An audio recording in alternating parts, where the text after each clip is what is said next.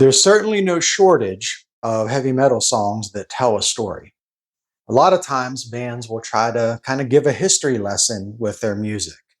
And the bands that do that and fail, oftentimes they fail because the history lesson that they're providing, it kind of just feels like a series of statements put to music.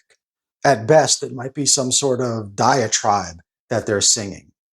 But the bands that succeed at doing this, whether it's a history lesson or just telling a story, their success is possible because they're able to be both very specific and vague simultaneously.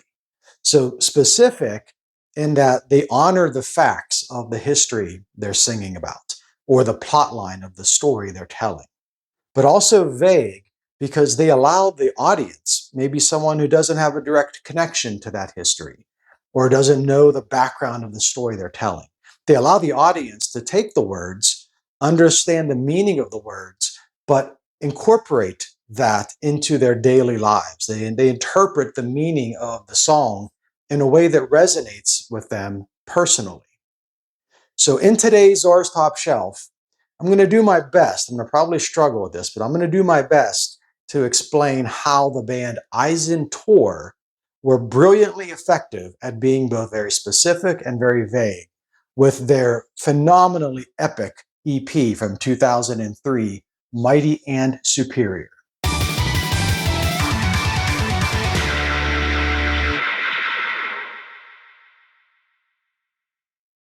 I've always been kind of a Carl Pilkington sort of guy.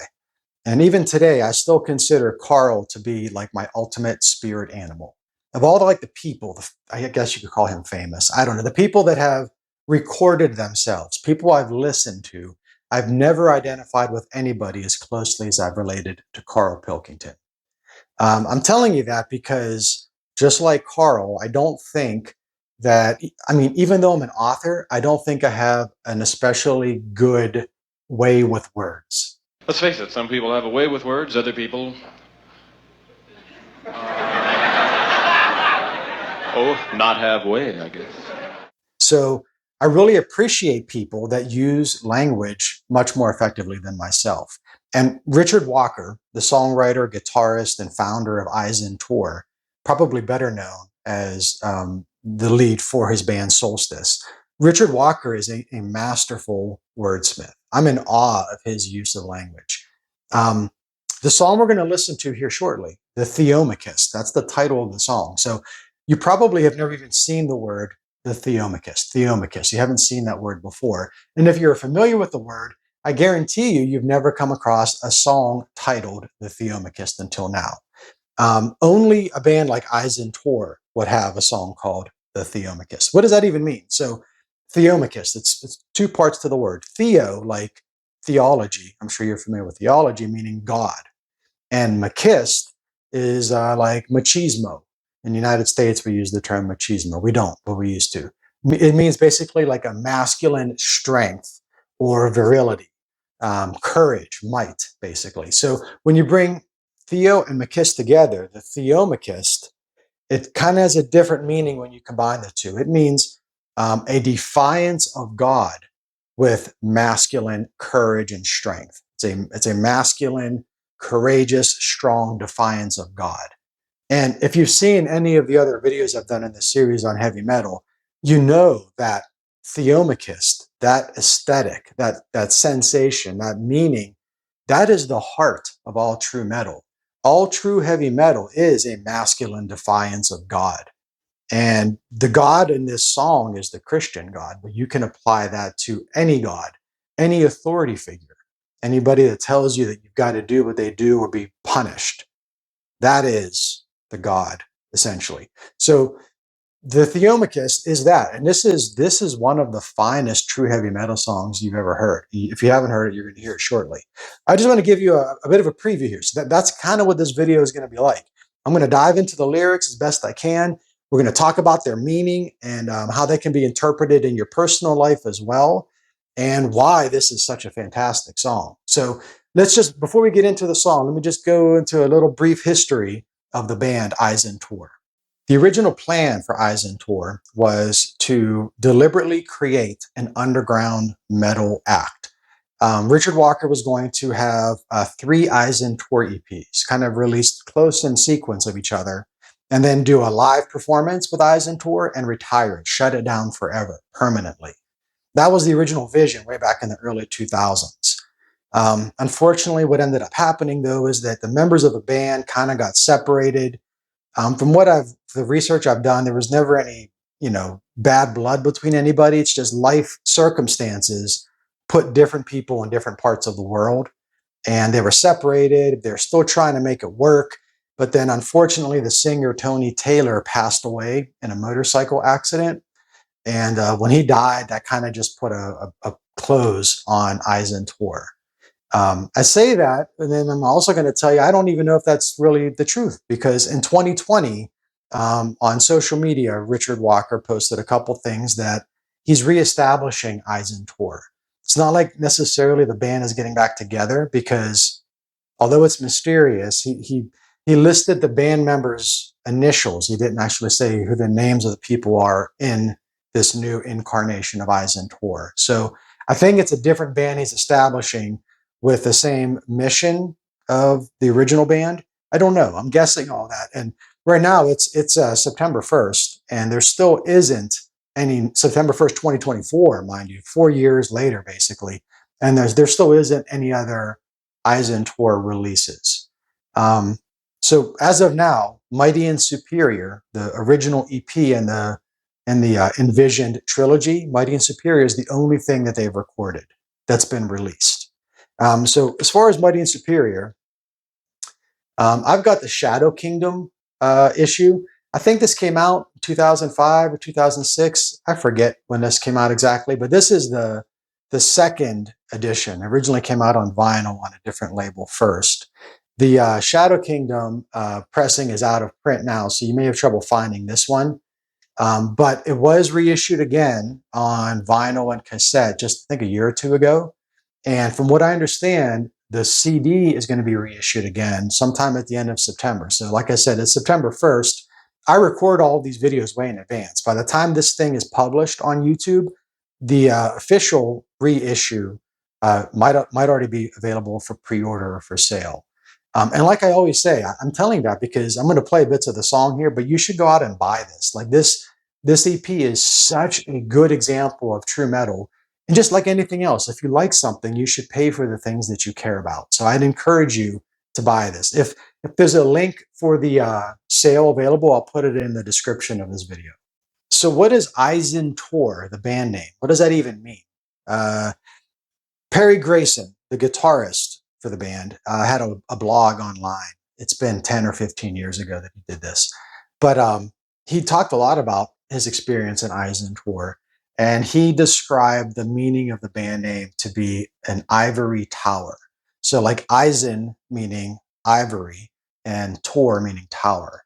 Now, I don't know. I don't speak Gaelic, but I did some research, and I don't know that the word Isen has ever referenced not ivory, not even white. Like it's not even a description of, it's not a word used to describe a color. So in Gaelic, just like in Germanic, Isen means iron. That's just another way of saying iron. Torr, I guess you could possibly interpret Torr to mean tower, but the more common use of the word Torr in Gaelic is a reference to like a barricade, something that's like a perimeter of a fort. And usually a Torr is made out of like earth, dirt, or wood, or fortification like that. So I don't doubt that Perry Grayson interpreted the band to be a reference to Ivory Tower. Maybe that was his understanding, but it does seem to me more like, iron defense is probably a better translation of what Isen Torr means. And then also too, like Ivory Tower, that term is, it's like, if you live on an ivory tower, you are born into a privileged sort of elite type of living where you're so high above everybody else that you can't even relate to the mundane aspects of actual life. Like you couldn't survive outside your ivory tower because you've been fed with a silver spoon. You're just so privileged and inexperienced in the ways of life. That's just not a heavy metal thing, Ivory Tower. If anything, Isen Torr, I almost said Isen Tower, Isen Torr, the songs of the band are like, they're fighting against those in the Ivory Tower. So I'm dubious that Isen Torr was meant to be Ivory Tower. I think Iron Defense is probably a better way to say it. Just look at the album cover of Mighty and Superior for the answer to what the band's name actually means. There's no misunderstanding what we're seeing here. Very clearly, it's an Anglo-Saxon thrusting a dagger into the eye socket of a Christian friar, while Romans hang from trees in the background, and his pagan warrior comrades cheer him on in the act. This is probably depicting like St. Augustine in 597, where he famously arrived at Britain with 40 Roman monks to convert the remaining pagans to Christianity. So what we're seeing here with the album cover, it's a perfect representation of the music. Like the last vestiges of pagan England, they're making an iron defense against that Christian invasion. So getting back to the actual purpose of this video, the Theomachist. This song is all about that pagan defense against the Christian invasion of Britain. The song deals with the history of the time very elegantly, but at the same time, the words have resonance to the audience without any knowledge of that history. You're not going to be getting like a lecture or anything from Isen Torr, but the music is going to connect with you on an emotional level, because although it's very poetic and it is very intelligent, it's also very visceral in that heavy metal way. So you may be inspired to learn more about the history of England, but you're not obligated to from listening to the song. It's a real work of genius on so many levels. Let me just stop talking and shut up, and let's actually just listen to the Theomachist. I'm going to pause it every so often to tell you my thoughts and talk about the lyrics a little bit. So without further ado, here comes the Theomachist.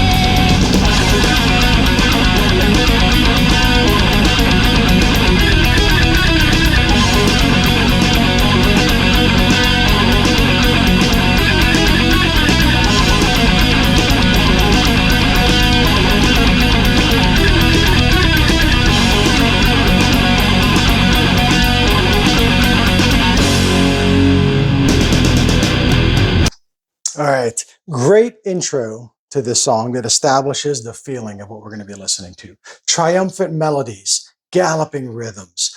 The production value of this EP is also absolutely perfect.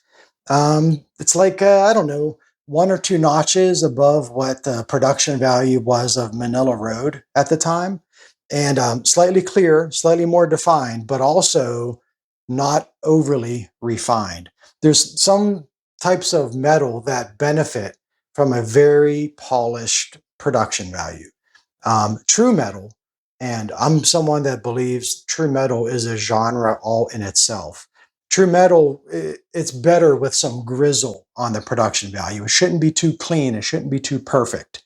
And this is just perfect. The production value of Mighty and Superior perfectly suits the music. Let's keep listening. Under the waxen wane of a blood-red moon, your masters they beckon as revelation looms. Your news and whispers, the tears you weep, as you usher in your kings and queens.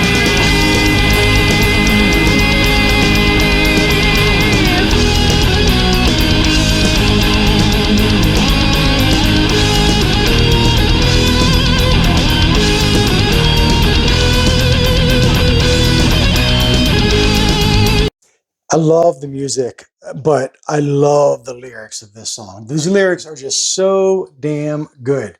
Basically, what he's describing is how pagan Britain quietly just wept in secret and privately wept as they simultaneously welcomed in this Christian invasion. So this is a history lesson, but remove yourself from the history for a moment. In our current day, most of the authoritarian structures that sort of plague us are things that we welcomed in. We don't really have like an invasion where they're just going to enslave everybody deliberately, honestly enslave people outright. The things that the authority that causes us grief is the authority that we welcomed, oftentimes because we saw it as a means of comfort. So I'm not even talking like political authority, just like, I don't know, the technocrats of Earth. It's not even a national thing, it's a global thing, the technocrats. The ideology of the entertainment industry. That's something that we welcomed in, we embraced it, and now we have to deal with it. I mean, hell, even like more locally, your local HOA or council estate authority, those idiots that tell you what you can and can't do with your own property, that's something that as a people, maybe not you personally, not me personally, but our neighbors embraced and welcomed into our lives. So I don't know, most of the things in life that bother us, the problems we have, are usually nowadays problems that we created just by being too lazy to resist against them as somebody else was bringing them into our lives. So the next section of the song, the lyrics in the next section kind of expand on this idea. Let's go ahead and keep playing it. They drink to your doom, feast on your fear. Like with dogs you cower, in thraldom you kneel. Thine enemy holds sway in this once mighty halls, and riven your flesh by their condescension. Perish the house to be stricken by might, empowered by truth for my freedom I fight. With sinner and steel, for honor, for blood, the one tongue of severed my victory's blade. Perish the house to be stricken by might, empowered by truth for my freedom I fight. With sinner and steel, for honor, for blood, the one tongue of severed my victory's blade. That chorus is so good. So he's basically calling for their house to perish, to reclaim their once mighty halls, the halls of which are now filled with manipulating liars. He uses the term worm tongues in such a beautiful way to indicate those who are taking control and who have done so with lies and false promises, perhaps like sneaking their way into influence with the nonsense of altruism that's the backbone of Christianity.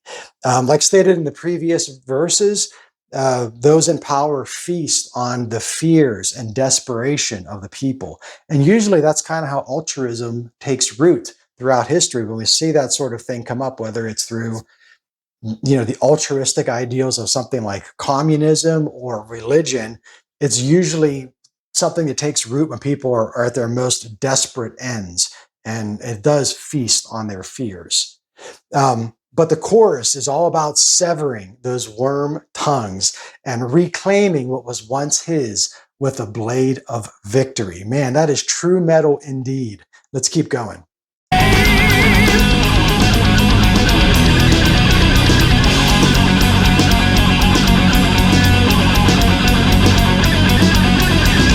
Through the undulating sea of proselyte harlequins, an imperial harbinger, the heliac maleficent, I bring burning black rays, a starless night reviled, in the corporate countenance of Judaism, I live to reign. All right, I got to stop it again.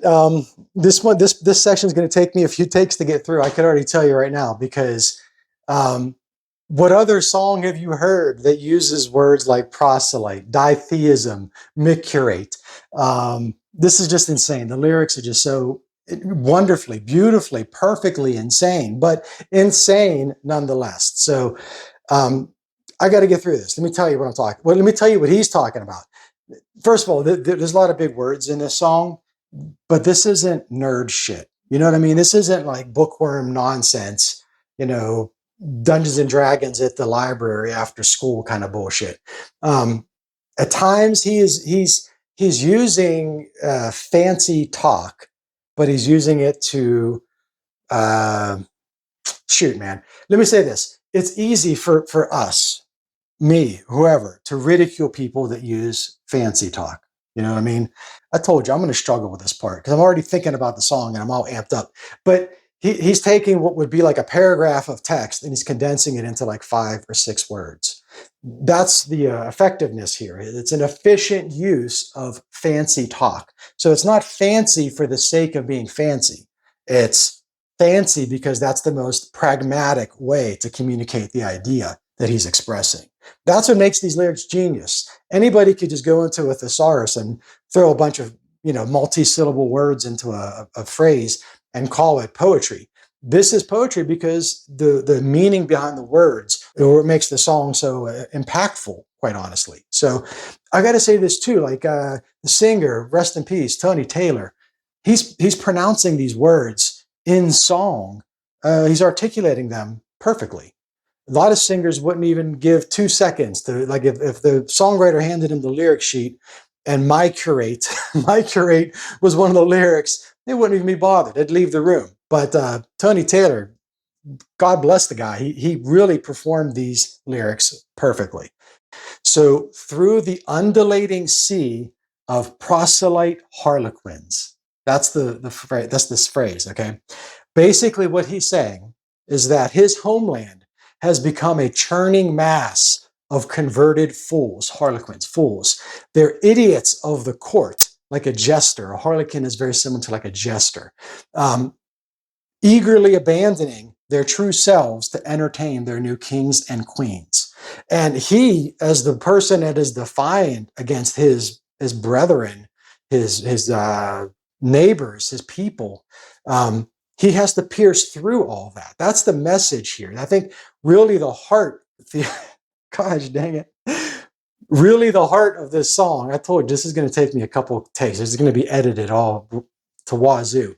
But the heart of this song is the protagonist of the story. Yes, he is against the Christian invaders, but even more so, he is against his own people for allowing the Christians to invade. So he's condemning the fools that ruined his homeland. He's an adversary to his own people. And he's at risk of drowning beneath this undulating sea of fools because he refuses to put on that harlequin mask and dance for the new king. Man, it's just such a great line. Like I said, what is that? 1, 2, 3, 4, 5, 6, 7 words. It would take me like at least a paragraph to explain what he explained in 7 words. That's why these lyrics are so wonderful. Next line, an imperial harbinger, the Helii maleficent. I don't understand the use of the word Helii, Hellai here. I'm thinking he might be referring to Hellas, Greece, like the Greek word, but maybe there's like a Roman connection here because, you know, Rome was the invading, they were the armed forces behind the invasion of Christianity. So maybe there's like a Roman connotation that's off of the Greek one. I don't know. I can't say for sure, but essentially he's describing the harm caused by those pronouncing the future under this rule of this new, and it's a new God. If you think of like pagan Britain, this is a God from the Middle East, the Jewish God. They don't know what, they have no connection to any of the culture behind this philosophy of this newly created God. And we're talking like 5th century, 6th century, more or less. This was a new God. Christianity was only, 500 years old by this point? So that's new in terms of history when the gods that the pagans were worshiping go back thousands, perhaps tens of thousands of years. This was just like a bunch of hogwash to them. And it is a bunch of hogwash, but that's neither here nor there. Next line. I bring burning black rays of starless night reviled. That is such a wonderful line. I bring burning black rays of starless night reviled. Basically, it's like as he's cutting through this undulating sea of traitors, his people are now traitors to their own people. He does this with burning black rays of spiteful pagan ideals. Such a poetic metal statement. Last line. On the torpid countenance of ditheism, I micrate. This is a great one. Okay, so ditheism is a belief in two gods, like Christianity, even though Christians don't consider Satan to be a god because their god is named God. It's like naming your dog, like it's stupid. But it is a ditheistic religion, Christianity. There's two gods, ditheism, okay? So good and evil essentially is the basis of Christianity. And as you know, pagans did not, they had, hundreds, thousands of gods. It wasn't a ditheistic belief system. So torpid countenance, he's referring to accepting Christianity into his land through laziness, supporting it as a means of just like comfort. Torpid countenance. It's a lazy sort of obedience, more or less. Basically, he's just like the people were just apathetic and they let it happen without considering the future consequences. Again, this applies to the affairs of our current age. You don't even need to pay attention to the news. I don't pay attention to the news. I try to resist paying attention to the news. But I know, that it's apathy that ruins just about everything around us. Your relationships are oftentimes ruined through apathy. Whatever company you work for, whatever job you have, that company suffers as more people become apathetic. Even the art that you appreciate, apathy for the art that you like, that kind of just breeds mediocrity. Mediocrity in itself is like something that we've all embraced in our current life. We'll trade comfort for challenge. You know what I mean? So everything is just mediocre, and oftentimes that mediocrity is kind of like laced with strings of control. Somebody feeds you something mediocre, so you accept it. It's just easier to accept it, and then they sink their hooks in one way or another. So what is the protagonist of our song going to do about this state of affairs in his homeland, right? He's going to fight, of course. Of course he's going to fight it. This is a triumphant song nonetheless. But before he fights before he fights his own people and the invading Christians, he's going to piss on it. That's what micrate means. Micrate is a way of saying piss. He chose micrate for the lyrics because it just works better musically. The words sound better in conjunction with each other using micrate rather than piss. So he's pissing on all of the lazy fools that brought an end to generations of tradition in his homeland, and welcomed the destruction of their own land. He's pissing on them. I'm talking too much. God damn it. I don't know how long this has been, like 10 minutes going over 4 freaking lines of the song. Let's hear more music. This is a long song too. Like there's no new verses, but the chorus repeats itself several more times. And we're like not even halfway through the song. So let's keep playing it from here.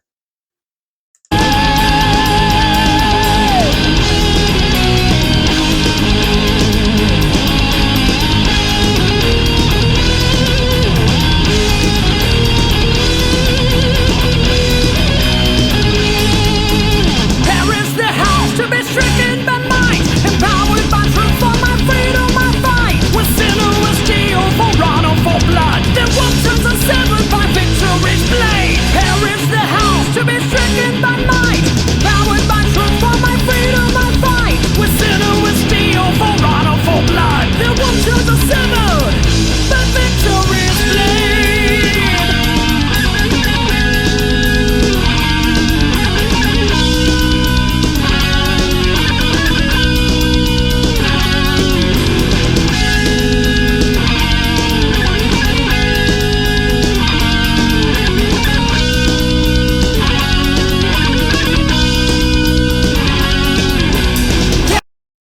I just got to pause it to say I love the mournful guitar tone of that little section right there. The lead guitar, it expresses like a sort of, it's a triumphant melody, but the tonality there expresses a bit of regret in that triumph. And again, I mean, if we're thinking through the story of the song here, the protagonist, he's ultimately at odds with his own people, and he regrets triumphing over his family, his neighbors. I don't know, just a really neat little thing I wanted to mention. Is the house to be stricken by might, empowered by truth for my freedom I fight. With sinner, with steel, for honor, for blood. The oceans are severed by victory's blade. Here is the house to be stricken by might, empowered by truth for my freedom I fight. With sinner, with steel, for honor, for blood. The oceans are severed by victory's blade.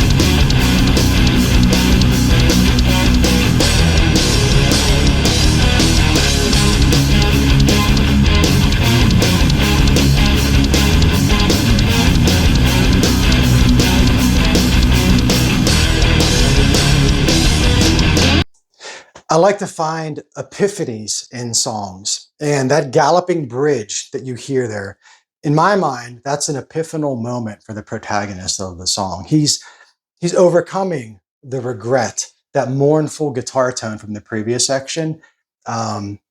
He's overcoming that, and he's moving, as we move into the next section of the song, that mournful guitar tone changes, and it's expressed with just frankly a joyful triumph. He's embracing the triumph that is necessary to overcome his people and the invasion. So let's listen to some really great instrumental bit right now.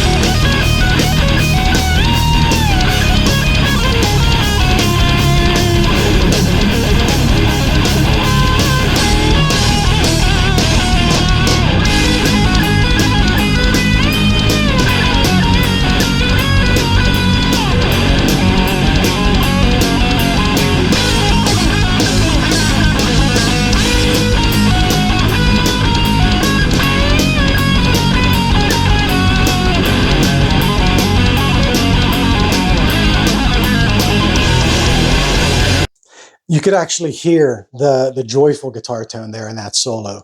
The notes that he's playing, those notes are victory's blade, severing the worm tongues of the Christian invaders. Mighty and superior in that guitar solo. The chorus returns from here, so we're just about through the song. Let's just let it finish up. You're going to hear the chorus a couple more times. I'll let it play out from here. Here we go. Drink to your doom, feast on your fear. Like whipped dogs you cower, it throws on you near. Thine enemy holds sway in this once mighty halls, and within your flesh by their kindness your caress.